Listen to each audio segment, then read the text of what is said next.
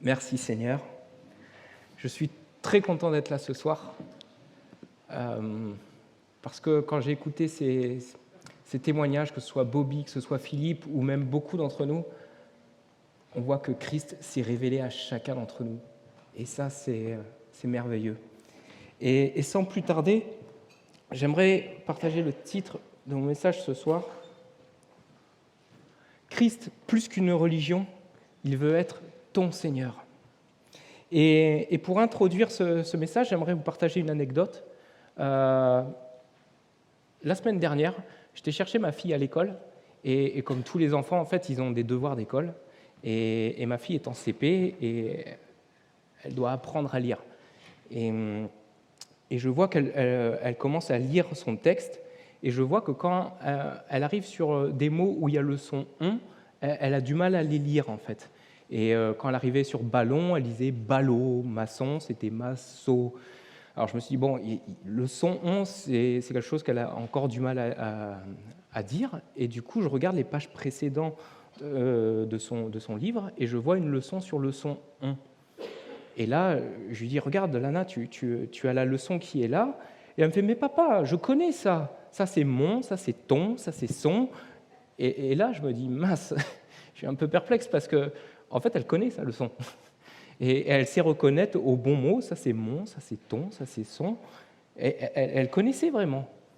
Mais dès qu'on sortait du cadre de la leçon et qu'on arrivait en dehors, et elle lisait, elle avait du mal encore à comprendre et à dire le mot. Et voyez-vous, aujourd'hui, on peut vivre quelque part les mêmes choses. On peut connaître la Bible d'une manière, on va dire, intellectuelle. On peut avoir un certain savoir, une certaine connaissance de ce que dit Dieu à travers la Bible, mais ce n'est pas pour autant que l'on connaît Dieu. Ce n'est pas pour autant que, même si je connais la Bible, j'ai foi en Dieu. Ce n'est pas forcément ça, en fait.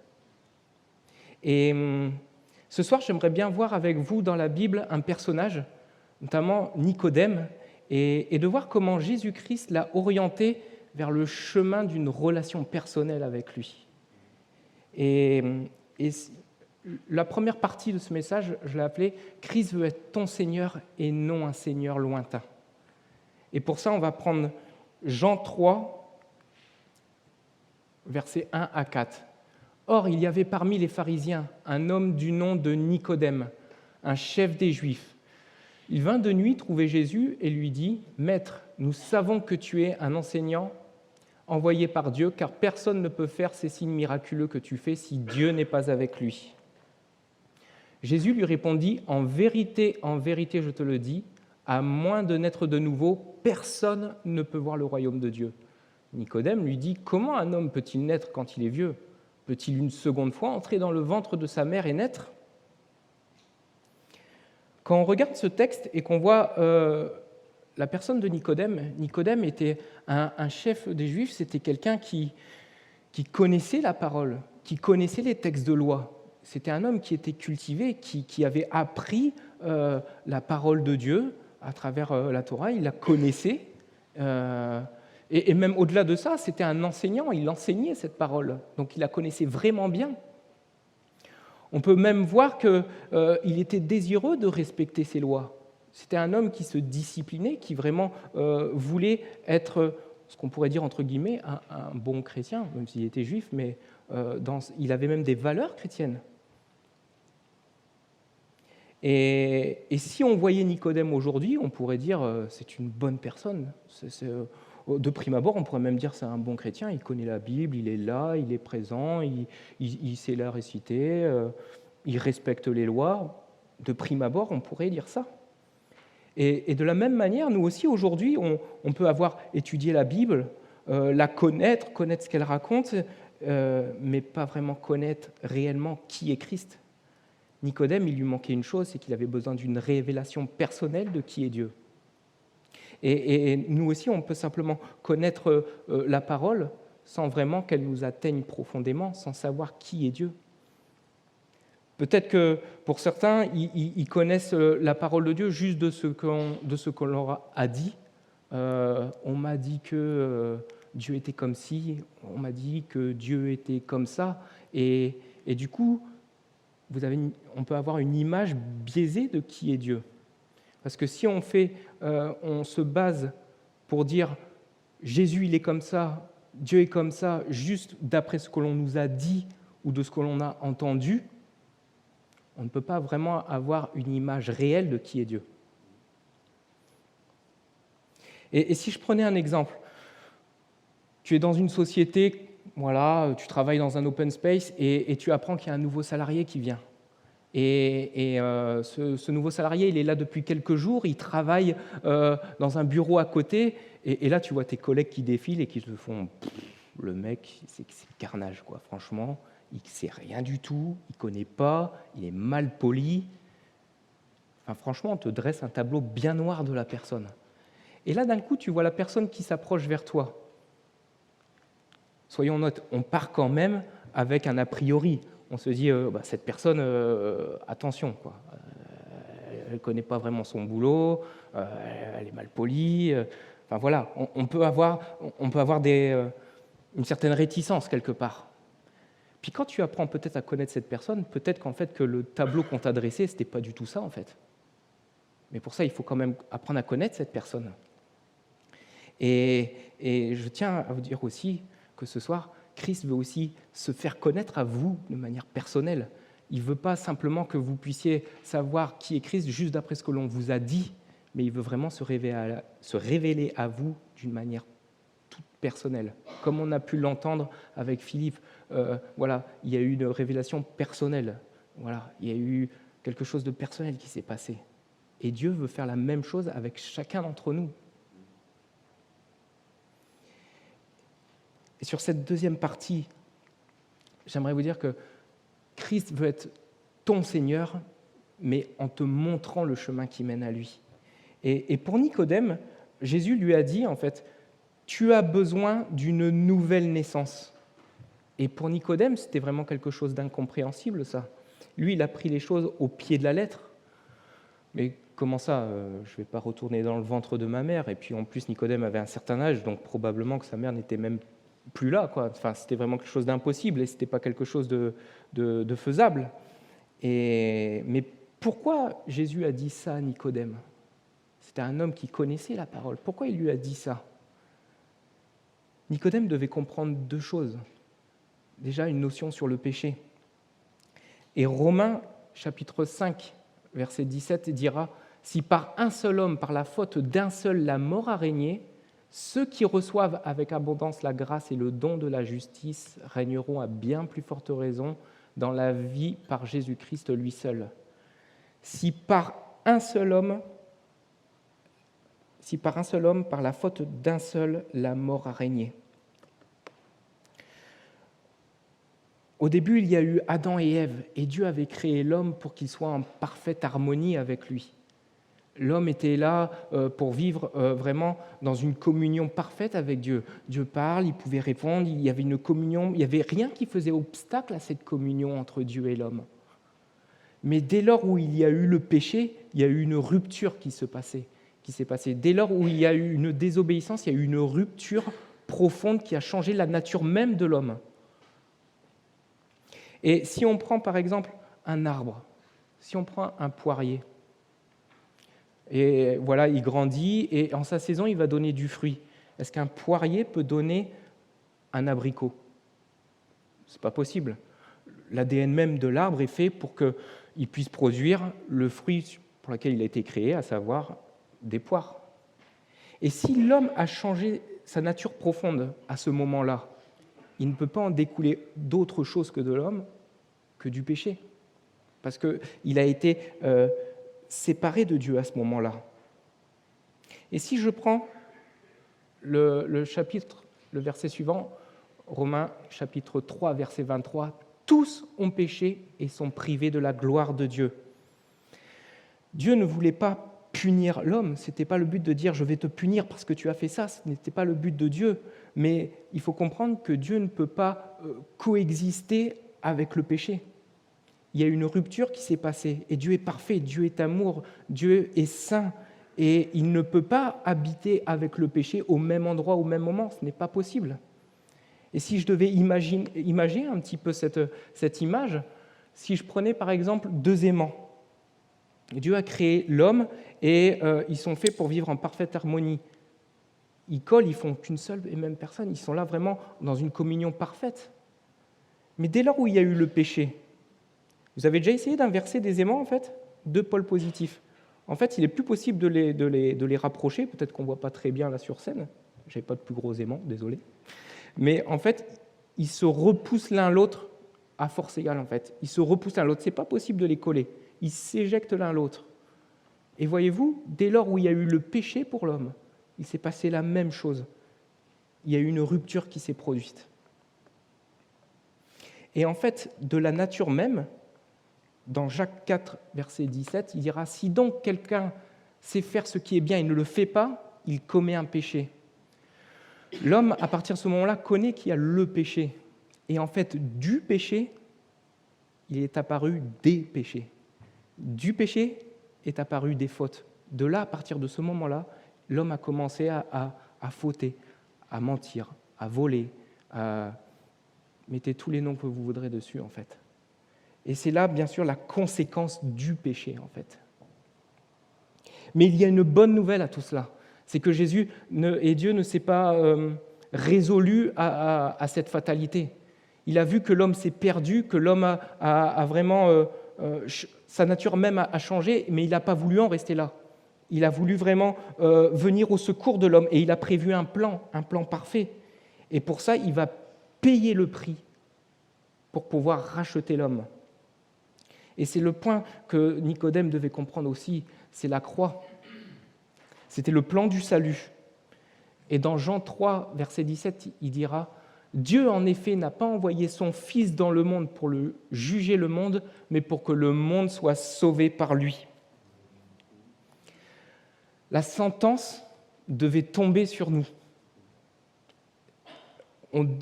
La sentence devait tomber, mais Dieu, lui, en a choisi autrement.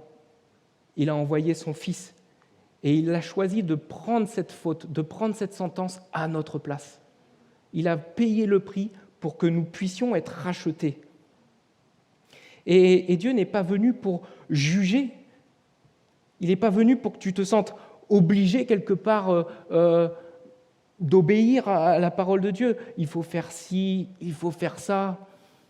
Oui, Dieu a donné des lois, et ces lois, elles sont bonnes parce que Dieu connaît notre nature, il nous a créés et il sait ce qui est bon pour chacun d'entre nous. Mais il ne veut pas qu'on obéisse comme si c'était un lourd fardeau qui était sur nos épaules, comme quelque chose où ce n'est humainement pas possible. Il a voulu une chose, il a voulu nous faire comprendre à quel point il nous aime, il veut que nous comprenions son amour. Et quand tu comprends l'amour de Dieu pour chacun d'entre nous, quand tu comprends à quel point son amour est bon, tu es convaincu en fait de ses lois et tu as envie d'obéir, tu as envie de te rapprocher de Dieu, tu as envie de plaire à Dieu. Mais là, tu n'obéis plus de la même manière en fait.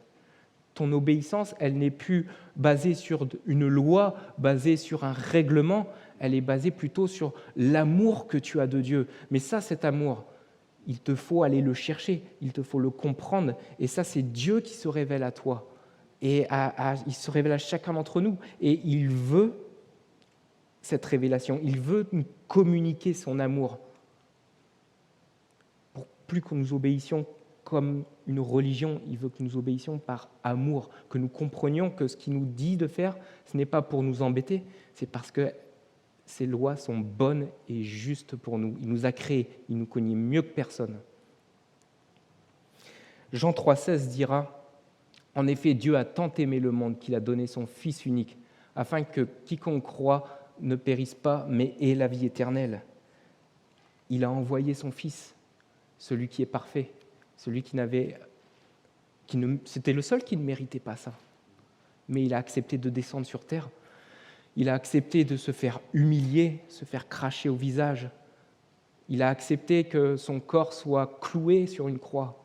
C'est peut-être le plus dur de tous les supplices. Et il a accepté de souffrir dans le seul but que son sang rachète tous nos péchés.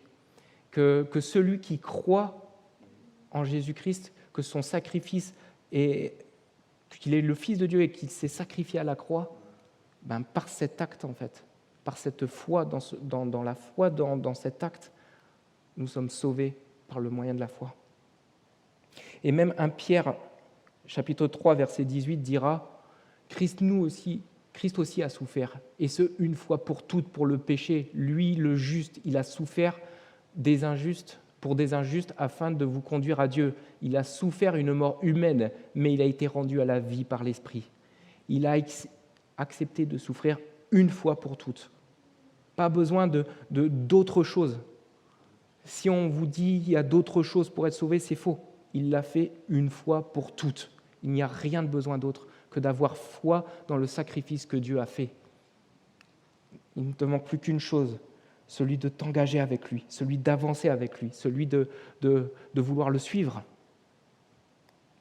Et grâce à Jésus, notre relation personnelle est à nouveau restaurée. Nous pouvons avoir une relation personnelle avec Jésus, avec Dieu. Nous pouvons avoir cette relation personnelle du fait qu'il s'est sacrifié à la croix, du fait qu'il nous a justifiés. Et c'est grâce à cela que nous pouvons avoir cette relation. Mais comment l'obtenir ? Comment saisir cette grâce que Dieu a fait ? Comment saisir la grâce que Jésus a fait en se sacrifiant à la croix ? Romains chapitre 10, versets 9 à 10 dira « Si tu reconnais publiquement de ta bouche que Jésus est le Seigneur, et si tu crois dans ton cœur que Dieu l'a ressuscité, tu seras sauvé. » Ça paraît simple, il n'y a pas besoin de choses compliquées, il te suffit de l'accepter, de le reconnaître publiquement, de t'engager avec lui, de reconnaître qu'il est mort à la croix pour tes péchés. Il n'y a rien d'autre de plus à savoir, il n'y a rien d'autre de plus à faire. C'est pas par les lois, par les règlements, c'est pas par tout ça, c'est simplement par la reconnaissance de qui est Christ, de ce qu'il a fait à la croix, de son sacrifice, de le reconnaître publiquement. Et de là, Dieu va te convaincre de son amour et tu vas vouloir avancer encore plus proche de lui, tu vas vouloir le connaître encore plus, tu vas vouloir te rapprocher encore plus de lui. Et pas à pas, tu vas avancer avec lui. Et je conclurai en fait en disant que c'est quoi le but de l'homme ? Quel est notre but à tous ? Chrétien, non chrétien, peu importe. Quel est le but de l'homme ? Est-ce que ce n'est pas quelque part d'être heureux, de trouver le bonheur ? Et là, certains le trouveront peut-être en disant « je vais m'enrichir, je vais chercher par tous les moyens à m'enrichir pour essayer de trouver le bonheur ». Mais en fait, tu te rends compte qu'au bout d'un moment, tu peux acquérir beaucoup d'argent, mais en fait, tu n'en as jamais assez, tu veux toujours plus. Tu ne sais même pas pourquoi, tu passes tout ton temps, tu ne peux même pas le dépenser, tu passes tout ton temps à essayer d'acquérir plus d'argent. Et en fait, tu te rends compte que ce n'est pas ça qui te rend heureux. Peut-être que d'autres, ça sera le prestige, peut-être que d'autres, ça sera une certaine notoriété, une certaine carrière, et ils vont passer tout leur temps, toutes leurs préoccupations, toutes leurs pensées seront noyées dedans. Et en fait, ils passeront à côté, en fait, de ce que peut être le vrai bonheur. Et Dieu a un seul désir, c'est qu'il nous aime, en fait. En fait, il nous aime. Et son souhait le plus cher, c'est que nous soyons sereins, que nous soyons heureux. C'est ça le but de Dieu.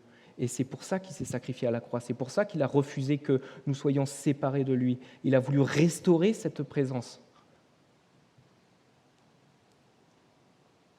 Et peut-être que pour certains, c'est quelque chose de difficile. Peut-être que ce soir, pour certains, c'est compliqué de faire ce choix de chercher Christ. Peut-être que c'est compliqué d'abandonner cette volonté, cette pensée d'aller chercher de l'argent. Mais je ne dis pas que c'est mauvais, mais d'en faire sa priorité. Mais Christ veut être à tes côtés. Il veut te montrer cet amour. Il veut te montrer son amour à lui afin que ta priorité puisse changer. Peut-être que pour certains, leur peur, ça sera autre chose. Peut-être que certains, ça sera peut-être simplement la famille. On arrive sur ces fêtes de Noël, c'est bien souvent synonyme de fêtes de famille, et pour toi, ça sera peut-être synonyme de probables disputes. Mais Christ, il veut être à tes côtés, il veut être à vos côtés, il veut vraiment nous bénir, il veut vraiment nous montrer son amour et nous donner cette paix. Peut-être certains, ça sera le boulot. Peut-être que le boulot, c'est compliqué. On reçoit des pressions du travail, on reçoit des choses qui sont insupportables et on vit même l'injustice. Mais Dieu veut se tenir à nos côtés. Il veut nous donner cette paix, cet amour. Et en fait, quand tu vis cette paix, cet amour, peu importe la tempête que tu as autour de toi, elle ne t'atteint plus. Parce que tes pensées sont centrées sur Christ. Et c'est ce que Dieu veut faire avec chacun d'entre nous ce soir.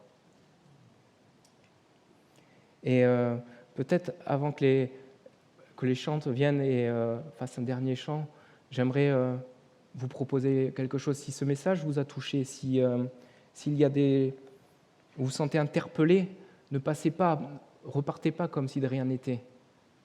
Je vous invite peut-être à lever simplement la main et je vais prier pour vous. Non pas parce qu'il va se passer quelque chose parce que je prie, mais parce que Dieu a le réel désir de venir toucher nos vies.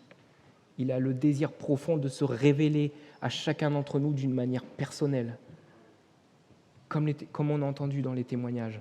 Il veut vraiment vous dire qui il est, à quel point il vous aime. Il veut vous faire comprendre un amour qui n'est pas perceptible dans ce monde. Il veut vous faire comprendre un amour qui est divin, un amour qui est parfait.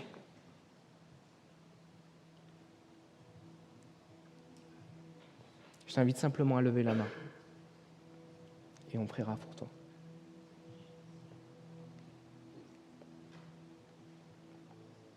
Je crois que tu vas te révéler, Seigneur. Tu l'as fait pour chacun d'entre nous et tu le feras encore, Seigneur. Alléluia, Seigneur. Je te prie que ces gens, Seigneur, puissent repartir avec d'être touchés par ton amour. Que tu puisses leur révéler à quel point ton sacrifice a été parfait, à quel point tu les aimes, à quel point tu veux les guider jour après jour, tu veux être leur guide. Alléluia, Seigneur Jésus.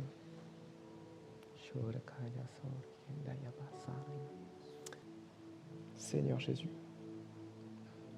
je me réjouis d'avance, Seigneur, de ce que tu vas faire dans leur vie, Seigneur mon Dieu. Je me réjouis, Seigneur, parce que tu vas les toucher. Alléluia, Seigneur mon Dieu.